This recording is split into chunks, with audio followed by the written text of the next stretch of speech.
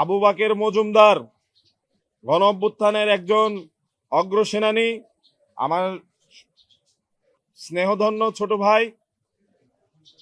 সে যদি জিএস পদে নির্বাচিত হতে পারে সেটি আমার বিজয় বলে সূচিত হবে। আমি আমার সমর্থন আবু বাকের মজুমদারের প্রতি ব্যক্ত করছি।